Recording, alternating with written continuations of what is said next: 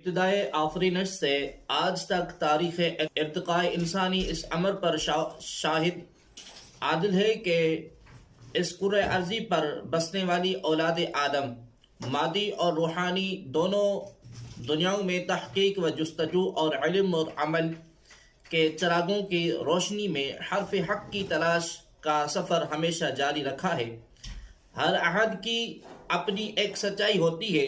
ذہن انسانی ہر واقعے اور ہر نظریے کو اس سچائی کی کسوٹی پر پرکھتا ہے، اور قلب اور نظر میں یقین کے چراغ جلا کر اطمینان، سکون، امن، آسودگی اور عافیت کے جواہر سے اپنے دامن آرزو کو سجاتا ہے۔ فاران کی چوٹیوں پر جب یہ عہد کے دانش کا آفتاب لازوال طلوع ہوا تو دنیا جہالت اور گمراہی کے اندھیروں کی دہیز تہ میں لپٹی ہوئی تھی۔ شعور و آگاہی کی ہر کرن غبار تشکیک کی تاریک سفر کا رزق بن چکی تھی۔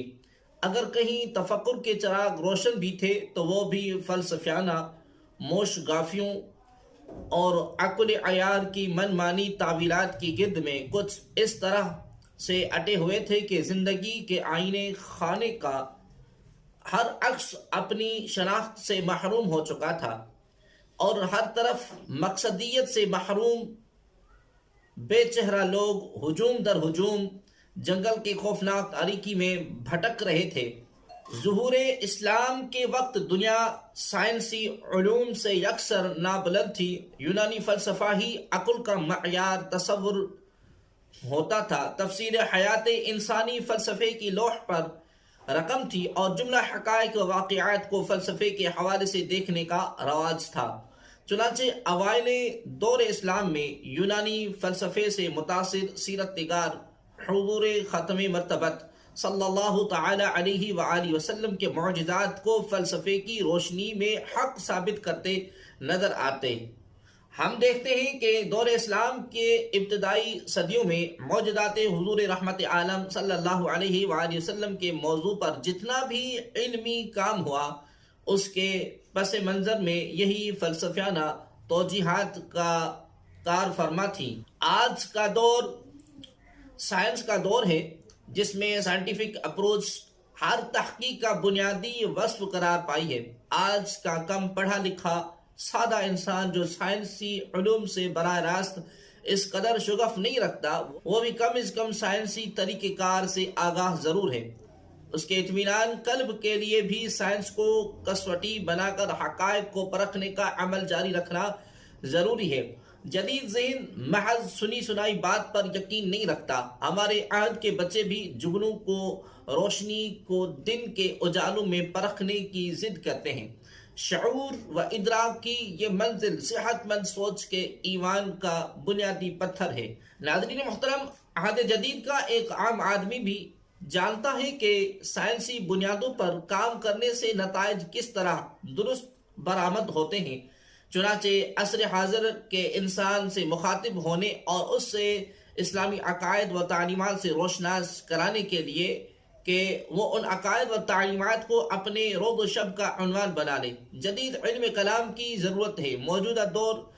موجودہ دور صغرا اور کبرا کے مابین واقع حد اوسط کو گرا کر نتیجے تک پہنچنے کا دور نہیں، بلکہ اس دور میں تجربہ، مشاہدہ، مفروضہ اور پھر بارہا تجربات سے حاصل شدہ تنظیم نتائج کے ذریعے نظریے تک پہنچنے کا اسلوب حقیقی عقلی اسلوب کے طور پر تسلیم کیا جاتا ہے۔ ہر عہد کے بنیادی تقاضے مختلف ہوتے ہیں۔ سیدنا حضرت علی رضی اللہ تعالی عنہ کا فرمان ہے کہ اپنے بچوں کو وہ تعلیم نہ دو جو تمہارے والدین نے تمہیں دی تھی، کیونکہ ان کا زمانہ تمہارے زمانے سے مختلف ہے۔ یہ انتہائی ترقی پسندانہ رویہ اجتماعی سطح پر وہی قومیں اپنا سکتی ہیں جو ستاروں پر کمندیں ڈالنے کے ہنر سے بہرہ ور ہوں، اور جو آسمان کے کناروں سے نکل کر تسخیر کائنات کے سفر کو اپنا شعور بنائیں۔ قرون وسطیٰ میں یونانی فلسفے کی اسلامی عقائد پر یلغار کے جواب میں اس دور کے علماء کرام اور ائمہ عظام نے علم کلام کو فروغ دیا، اور اس کے ذریعے ثابت کیا کہ اسلام ہی وہ سچا دین ہے جو ہر شعبہ زندگی میں انقلاب آفرین تبدیلیوں کا متمنی ہے۔ آج کے زوال پذیر دور میں اگر ہم عظمت رفتہ کی بازیابی کے آرزو مند ہیں اور چاہتے ہیں کہ ہم قوموں کی امامت کا فریضہ سر انجام دیں اور ہر دستار فضیلت ہمارے برہنہ سروں کا مقدر بنے، تو ہمیں تبلیغ دین اور فروغ اسلام کا سارا کام از سر نو سائنسی بنیادوں پر مرتب کرتے ہوئے ذہن جدید کو یہ باور کرانا ہوگا کہ بطور نظام حیات اسلامک کے نفاذ کے جتنے امکانات آج روشن ہیں شاید ماضی قریب میں اس سے پہلے کبھی نہ تھے۔ ہمیں سائنسی بنیادوں پر اسلام کے حقانیت کا پرچم بلند کرنا ہوگا۔ مستشرقین کے بے تقے الزامات کا منہ بند کرنے کے لیے فقط جذباتی سطح پر نہیں، عقلی اور فکری سطح پر کام کرنے کی ضرورت ہے۔ ہمیں اپنا پس منظر اور پیش منظر روشنیوں سے تحریر کرنے کے لیے جدید علم کلام کو اپنانا ہوگا تاکہ ہم سائنسی انداز فکر رکھنے والے آج کے جدید معاشروں کے نا آسودہ ذہنوں کو آسودہ لمحوں کی بشارت دینے کا کارنامہ سر انجام دیتے ہوئے انہیں نظری اور فکری حوالوں سے یہ باور کرا سکیں کہ اسلام ہی ہر دور کی تلاش ہے، تو اس دہلیز مصطفیٰ صلی اللہ علیہ وآلہ وسلم پر جھک جانا ہوگا کہ اس دہلیز سے پھوٹنے والی روشنی کی ہر کرن معجزاتی تاثیر لیے ہوئے ہیں جو انسان کے حال اور قال دونوں کو لذت آشنائی سے ہمکنار کرنے کی صلاحیت رکھتی ہے۔ ناظرین محترم، یہاں اس امر کی وضاحت بھی ضروری ہے کہ فلسفہ و سائنس معجزے کی حقیقت کو حیطہ شعور میں لانے میں ممد و معاون تو ثابت ہو سکتی ہے اور ایمان کی پختگی کا باعث بھی بن سکتی ہے، لیکن انہیں معجزات کی تفہیم کی اساس یا کلید قرار نہیں دیا جا سکتا، اس لیے کہ معجزات جو رب کائنات کی قدرت مطلقہ کا مظہر ہوتے ہیں کسی فلسفیانہ اور سائنسی توجیہ کے محتاج نہیں ہوتے۔ معجزہ ایک ازلی صداقت کا نام ہے۔ یہ بات بھی ذہن نشین رہنی چاہیے کہ معجزہ وہ حقیقت ہے جو عقل انسانی کی تمام تر پرواز سے بالا تر ہے۔ معجزہ خلاف معمول اور خارق عادت افعال میں سے ہے، اس لیے کہ یہاں عقل مجبور محض ہو کر رہ جاتی ہے۔ تاجدار کائنات صلی اللہ تعالی علیہ وآلہ وسلم کی ذات صفات تو سراپا معجزہ ہے، وہ اس لیے بھی کہ قرآن اگر معجزہ ہے اور یقیناً ہے تو صاحب قرآن کی حیات مقدسہ کا اسلوب بھی تمام معجزاتی کمالات کی تفسیر و تعبیر ہے۔ جس طرح آقا نامدار صلی اللہ علیہ وآلہ وسلم تمام انبیاء و رسولوں میں ممیز اور ممتاز حیثیت کے مالک ہیں اور منصب اولیٰ پر جلوہ افروز ہیں، بالکل اسی طرح آپ صلی اللہ علیہ وآلہ وسلم کا معجزاتی نظم بھی انبیاء ما سبق معجزات پر حاوی ہے، اور انبیاء کے گروہ پاک بازاں کا کوئی فرد بھی نبوت کے خصائص و کمالات میں اور عظمتی معجزات میں در یتیم صلی اللہ علیہ وآلہ وسلم، در یتیم آمنہ کے لال صلی اللہ علیہ وآلہ وسلم کا ہمسر نہیں ہے۔ عقل کو کسی مسئلے کی تفہیم کے لیے ایک خاص طریقہ کار میں سے گزرنا ہوتا ہے اور ایک خاص اسلوب اپنانا ہوتا ہے۔ مثلا جب تک کوئی چیز آنکھوں سے دکھائی نہ دے عقل اس کے عدم اور وجود میں امتیاز نہیں کر سکتی۔ زبان جب تک کسی چیز کو چکھ نہ لے عقل اس کے ذائقے کی نوبت کو پہچاننے سے معذور ہوتی ہے۔ ہاتھ جب تک کسی چیز کو چھو نہ لے عقل اس کی سختی یا نرمی کا تعین کرنے سے قاصر رہتی ہے۔ انسان کو اپنی عقل پر بڑا ناز ہے۔ بھولا بھٹکا انسان یہ سمجھ بیٹھا ہے کہ یہ جو چیز عقل کے حیط ادراک میں نہ آ سکے وہ حقیقت میں نہیں۔ ذہن انسانی آج بھی غبار تشکیک کی تاریکیوں میں گم ہے۔ ناظرین محترم، یہ دور تشکیک کی نیا نہیں بلکہ آج سے 3000 سال پہلے بھی اس کرۂ ارضی پر ایسے ہی ایک دور کا غلبہ ہوا تھا جو تاریخ کا متمدن دور کہلاتا ہے۔ مادی حوالے سے انسان ترقی کے کئی منازل طے کر چکا تھا۔ جمہوری شعور انسانی سوچوں کا مرکز و محور بنا ہوا تھا۔ یونان کی فضائیں علم و ہنر کی روشنی سے معمور تھی، لیکن فکری اور روحانی طور پر 5 ساعتوں کا قافلہ بھی زمین پر اتر آیا تھا۔ فلاسفہ یونان نے اپنی سوچ اور فہم اور ادراک کی تاریخ کا آغاز بھی اس نقطے سے کیا تھا کہ جس بات کا ادراک عقل کرے وہ حقیقت، باقی سب فسانہ۔ فلسفے کی تاریخ میں اس دور کو دور اولیت کہا جاتا ہے۔ یونانی فلاسفرز کے نزدیک کسی بھی چیز کی حقیقت کو جاننے کا ذریعہ محض عقل ہے، لیکن اس کے ساتھ وہ اس حقیقت سے بھی انکار نہ کر سکے کہ ہزاروں حقیقتیں ایسی بھی ہوتی ہیں جن کو عقل انسانی بھی سمجھنے سے قاصر ہے، اس لیے کہ عقل انسانی کا انحصار حواس خمسہ پر ہے۔ گویا عقل کی بنیاد پر اٹھائے گئے افکار و نظریات کی خود ہی نفی کر دی گئی ہے۔ کچھ چیزیں ورائے عقل بھی ہوتی ہیں۔ بہرحال یہ دور بنیادی طور پر حسیت کا دور تھا، کیونکہ علم کا ماخذ و منبع حواس خمسہ کو قرار دیا گیا تھا، اور اس بنا پر انہیں اپنے نقطۂ نظر کو کھوکھلے پن کا احساس ہو گیا، طویل مدت کے بعد ہی صحیح۔ بہرحال اس نقطۂ نظر سے انحراف کی راہ اپنانے کے سوا کوئی چارہ ہی نہ تھا۔ پھر اس کے بعد دور تشکیک کا آغاز ہوا۔ فلسفے کی تاریخ کا بیان ہمارا مقصود نہیں، بلکہ بتانا یہ مقصود ہے کہ جس طرح آج کا انسان عقل کو فیصلہ کن سمجھتا ہے، آج سے 3000 سال پہلے کا انسان بھی عقل ہی کو فیصلہ کن گردانتا تھا۔ چنانچہ تاریخ کے روشنی میں کہا جا سکتا ہے کہ آج کے انسان کا نقطہ نظر بھی حتمی نہیں کہ عقل جس حقیقت کا انکار کر دے وہ حقیقت ہی نہیں۔ انبیاء کرام علیہ السلام کے معجزات کو عقل کے پیمانے اور شعور کی کسوٹی پر پرکھنا اور کہتے پھرنا کہ چاند کسی ہستی کی انگلی کے اشارے پر کیسے 2 لخت ہو سکتا ہے، کسی کی مرضی پر سورج کیسے الٹی گردش پھر سکتا ہے، اور یہ کیسے ممکن ہے کہ کنکریوں میں جان پڑ جائے اور وہ بلند آواز سے کلمہ پڑھنا شروع کر دیں، یہ کہاں کی دانائی ہے۔ ناظرین محترم، اس کائنات رنگ و بو میں ورائے عقل بھی بہت سے حقائق ہیں۔ عقل کو خود اپنے اس عجز احساس ہے کہ کائنات کی ہر حقیقت اس کے حیطۂ ادراک میں نہیں آ سکتی۔ سائنس ان حقائق کو تسلیم کرنے پر مجبور ہے، لیکن کاملاً انہیں سمجھنے سے قاصر رہتی ہے۔ انسانی عقل حواس خمسہ کے ساتھ پرواز کرتی ہے۔ جہاں حواس خمسہ ساتھ چھوڑ دیں وہاں عقل کی پرواز موقوف ہو کر رہ جاتی ہے۔ حواس کے خام مواد کے بغیر عقل عضو معطل ہے۔ ایک پیدائشی بہرہ آواز کی حقیقت تک رسائی حاصل نہیں کر سکتا۔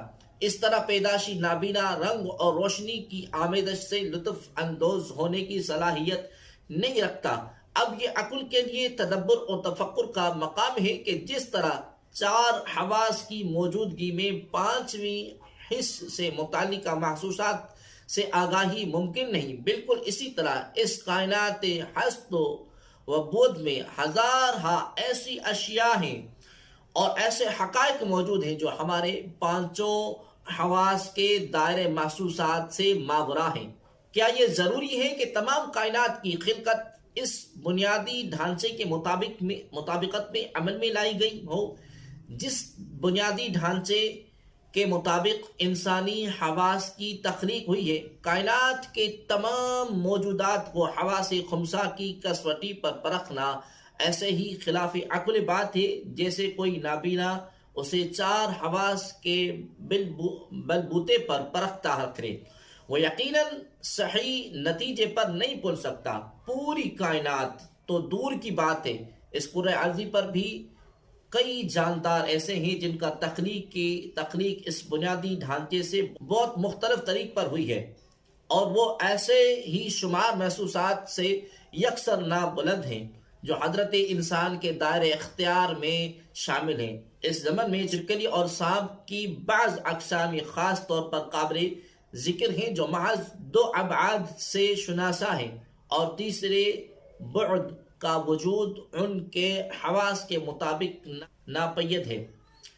اس کے علاوہ بہت سے جانوروں کا مخصوص رنگوں کے لیے کلر بلائنڈ ہونا بھی اس ضمن میں آتا ہے۔ چنانچہ ہم دیکھتے ہیں کہ بے شمار احوال، واقعات اور حقائق انسان کے حواس خمسہ کی گرفت سے بھی کلیتاً آزاد ہیں۔ جدید سائنسی علوم تو قدیم فلسفے کی طرح اس بات سے انکاری نہیں کہ حقیقت وہ ہے جس کی حواسی خمسہ سے تصدیق و توثیق ممکن ہو۔ جدید سائنس خود ایسی سینکڑوں مخلوقات اور احوال و واقعات دریافت کا کارنامہ سر انجام دے چکی ہے جنہیں صرف حواسی خمسہ اور محض عقل انسان کے بل بوتے پر جاننا ممکن نہ تھا۔ مثلا خوردبین یا دوربین جیسے آلات نے انسانی فہم و ادراک کو اس قابل کر دیا وہ اندیکھی مخلوقات کو دیکھ سکے، اور لاکھوں نوری سال کی مسافت پر پیدا ہونے والے سیاہ شگافوں یعنی بلیک ہولز سے نکلنے والی ایکس ریز کی بدولت ان کا مشاہدہ کر سکے۔ چنانچہ ہم یہ کہہ سکتے ہیں کہ قدیم فلسفے کی نسبت جدید سائنس کو معجزات اور دیگر ماوراء العقل عقائد پر قائل کرنا نسبتاً آسان ہے۔ جس طرح آج سے چند صدیاں پیشتر آج کے سائنسی حقائق سے کوئی واقف نہ تھا، بالکل اسی طرح آج کی جدید سائنس بھی اگلی صدیوں میں پیش آمدہ حقائق کا ادراک کرنے سے قاصر ہے۔ جدید سائنس نے دین اسلام جو در حقیقت دین فطرت ہے کی بیان کردہ بہت سی حقیقتوں کو من اور عن تسلیم کر لیا ہے۔ باقی چند ایک مقامات پر اگر اشکال ہے تو عین ممکن ہے کہ 21ویں صدی میں جو یقیناً اسلام کی صدی ہے، اسلام کے تمام عقائد و اعمال کے مبنی بر فطرت اور مبنی بر حقیقت ہونے کی شہادت بھی اس وقت جدید ترین سائنس دینے کا اعزاز کرے۔ مغربی مفکرین اور مستشرقین نے اسلام اور پیغمبر اسلام صلی اللہ علیہ وآلہ وسلم کے بارے میں فکری مغالطوں اور علمی بددیانتوں کے جو مار باندھے تھے، اب انہیں جدید سائنسی انکشافات کے روشنی میں اپنی مفروضوں پر مبنی آراء سے رجوع کر لینا چاہیے، کیونکہ جن حقائق کو ان نام نہاد مفکرین نے تضحیق کا نشانہ بنا کر اسلام کو بدنام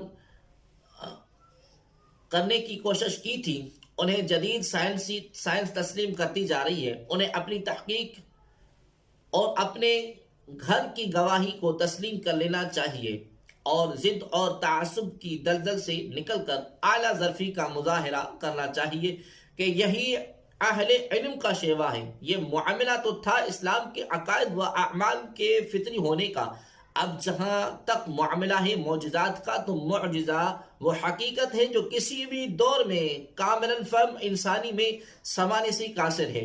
جدید سائنس کی روشنی میں معجزے کو جزواً سمجھنا اور اس کی جزوی توجیہ کرنا کسی حد تک ممکن ہے، مگر ان کاملاً معجزے کا ادراک تا قیام قیامت ممکن نہیں، کیونکہ معجزہ ان حقائق پر مشتمل ہوتا ہے جو حواس خمسہ اور عقل انسانی تو کجا انسان کی ایجاد کردہ تمام تر سائنسی آلات کی حدود سے بھی ماورا ہوتا ہے۔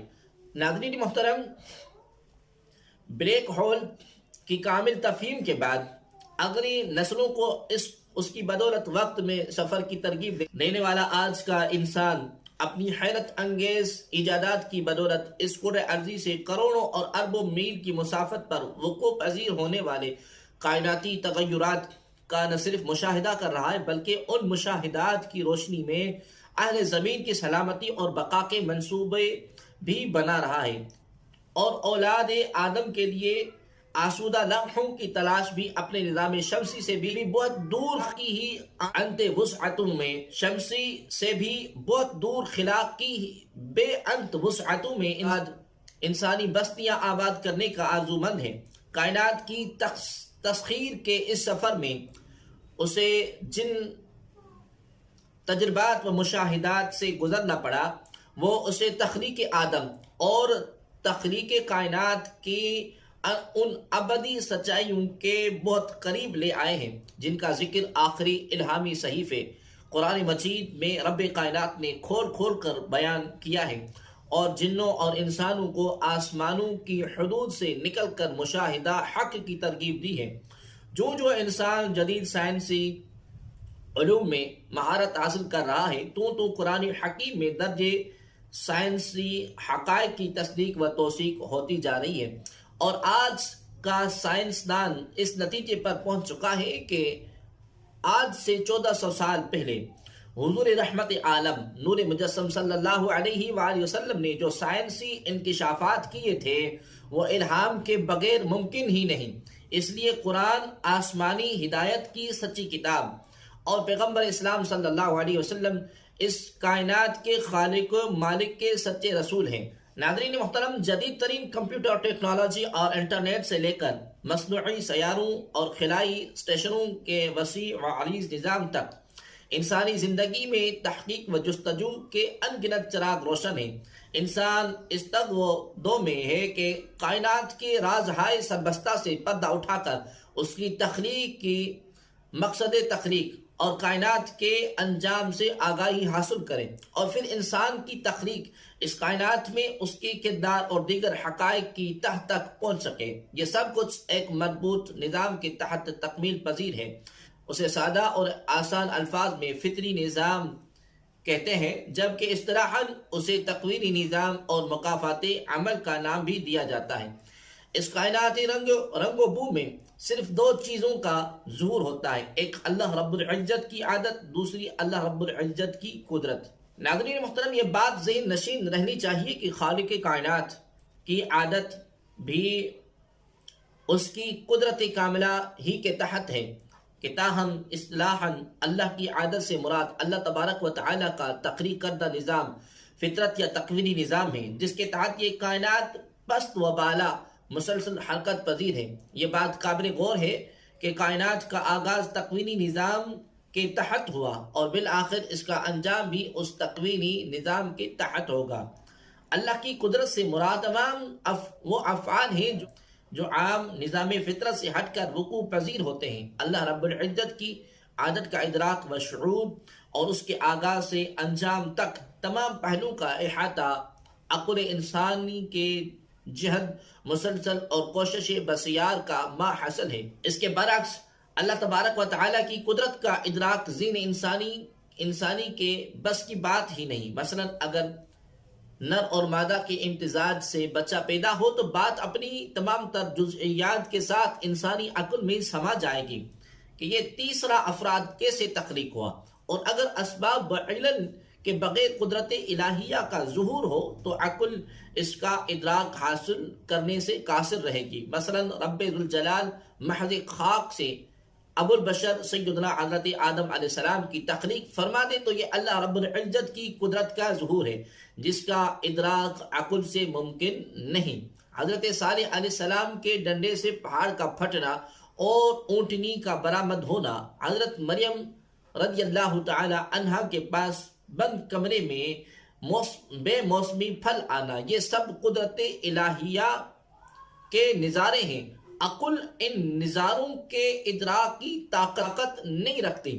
عقل کی پہنچ عادت کے مطابق ہوتی ہے، اور جو چیز ماہیت کے لحاظ سے تو وقوع پذیر ہو مگر عادت کے خلاف ہو، وہ عقل کی سمجھ میں نہیں آ سکتی۔ عقل ایک مقررہ اصول، سبب اور نتیجے کے تحت عادت کے نظام کو سمجھتی ہے، اور جب عادت کا نظام ہی بدل جائے اور خدا کو اپنی قدرت کا اظہار مقصود ہو تو عقل اپنی تمام تر صلاحیتوں کے باوجود معطل ہو کر رہ جاتی ہے۔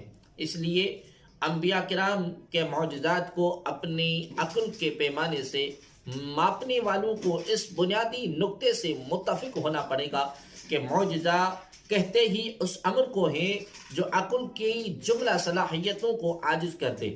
اگر وہ واقعتاً عقل کے دائرے میں آ جائے تو وہ معجزہ نہیں ہے، اور اگر معجزہ نہ رہے تو نبی کے کمالات کا انکار ہو جاتا ہے، اور یہ صورتحال قدرت الہی کو کس صورت میں قبول نہیں۔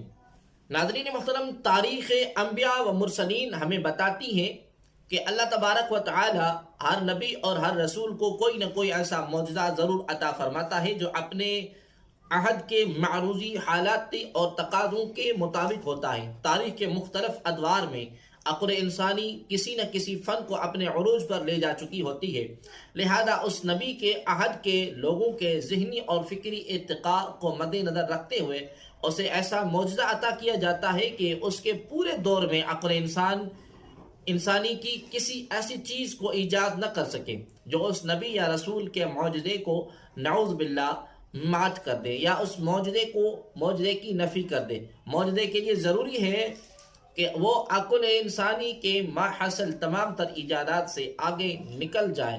مثلا حضرت عیسیٰ علیہ السلام کے دور نبوت میں یونانی اتباع حضرات عجیب بیماریوں کو دوا دے کر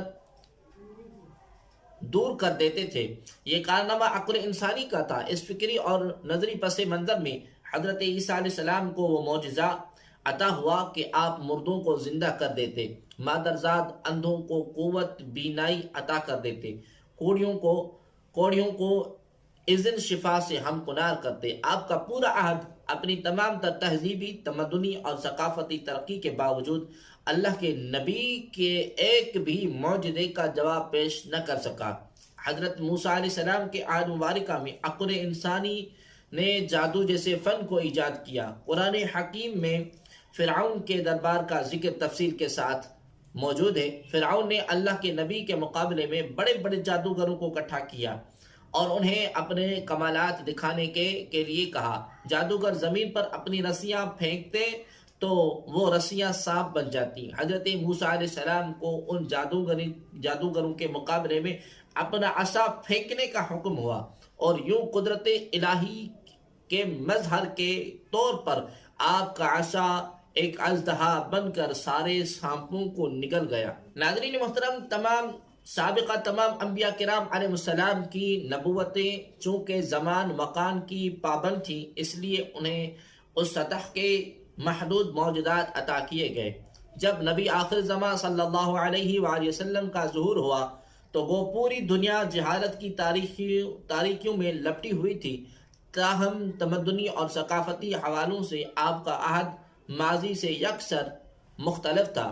یہ تاریخ ارتقاء نسل انسانی کا ایک ایسا دور تھا جس میں عقل انسانی ترقی کے کئی منازل طے کر چکی تھی اور اسے قیامت تک تعمیر و ترقی کے ان گنت مراحل سے گزرنا تھا اور کائنات کی وسعتوں میں بستیاں آباد کرنا تھیں۔ اس لیے حضور رحمت عالم صلی اللہ علیہ وآلہ وسلم کو جو معجزات عطا کیے گئے وہ بھی جدید سائنسی علوم کے ذریعے خلاؤں میں انسان کی پیش رفت کو مد نظر رکھ کر عطا کیے گئے۔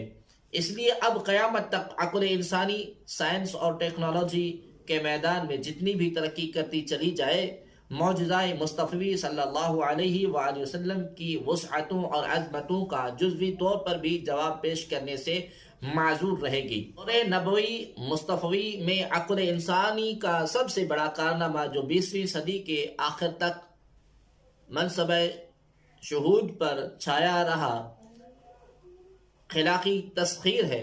آج کا انسان زمین کی بستیوں سے اٹھ کر خلا کی بلندیوں کو پھلانگتا ہوا چاند کو مسخر کر چکا ہے اور 21ویں صدی میں مریخ اور دیگر سیارگان فلکی کے تسخیر کے لیے بھی کوشاں ہے۔ سائنسی اور ٹیکنالوجی کے بدولت ہونے والی نت نئے ایجادات کے بعد عقل انسانی کے پاس معجزہ معراج مصطفی کو جھٹلانے کی کوئی گنجائش ہی باقی نہیں رہی۔ اگر آج ناقص العقل انسان کا مادی اسباب کی بنا پر خلاؤں کا سینہ چیرتے ہوئے چاند پر قدم جمانا اور اپنے نظام شمسی کی آخری بلندیوں کو چھونا ممکن ہے، تو مسبب الاسباب کی عطا کردہ روحانی قوت کے ذریعے صبر کائنات صلی اللہ علیہ وآلہ وسلم کا آسمانوں کی وسعتوں کو چیرتے ہوئے سدرۃ المنتہا اور قاب قوسین تک جا پہنچنا کیوں کر ممکن نہیں؟ عقل انسانی ایجادات کے جو انبار لگا رہی ہے وہ معجزات حضور رحمت عالم صلی اللہ علیہ وآلہ وسلم کی صحت کی دلیل کا کوئی نہ کوئی راستہ ہے۔ معجزے کا پورا ادراک عقل انسانی سے ممکن نہیں، لیکن جب عقل اپنی کمال یعنی اقرار نقص کی طرف بڑھی تو معجزے کی صحت کے قریب ہوتی چلی گئی۔ عقل جب تک عقل ناقص ہو نبی صلی اللہ علیہ وسلم کی عظمتوں کا اعتراف کرنے سے قاصر رہتی ہے، لیکن جب اپنے نقص کا اقرار و اعتراف کر کے عقل کامل بن جاتی ہے تو عظمت مصطفیٰ صلی اللہ علیہ وسلم کا کوئی نہ کوئی گوشہ اس پر بھی آشکار ہو جاتا ہے۔ علامہ اقبال رحمۃ اللہ تعالی علیہ اسی عقل ناقص کے بارے میں فرمایا تھا کہ گزر جا عقل سے آگے کے یہ نور چراغے راہ ہے منزل نہیں۔ ناظرین محترم، جدید سائنسی علوم کی تمام تر سعی صرف اور صرف اللہ تبارک و تعالی کی عادت کا راز تلاش کرنے میں پنہا ہے۔ عادت الہیہ کے راز کی جستجو ہی سائنس کا مکمل دائرہ عمل ہے۔ معجزہ اللہ کی قدرت کا اظہار ہونے کے ناطے جدید سائنسی تحقیقات کی ساری جدوجہد اور ہر طرح کی کاوشوں کے باوجود اس کے دائرۂ کار سے خارج ہے۔ معجزے کی سطح کا آغاز ہی عادت الہیہ کے آخری سرحدوں سے ہوتا ہے، اور سائنس تو ابھی عادت الہیہ کی ابجد بھی نہیں سیکھ پائی۔ البتہ قاعدہ مطابقت اور مماثلت کے تحت اللہ رب العزت کی عادت کی بیان میں بعض اوقات سائنس لاشعوری طور پر معجزے کی معید اور مصدق ضرور بنتی چلی جاتی ہے۔ اس حوالے سے انشاءاللہ العزیز تفصیلی بحث آگے آئے گی، انشاءاللہ العزیز ہم آگے عرض کریں گے۔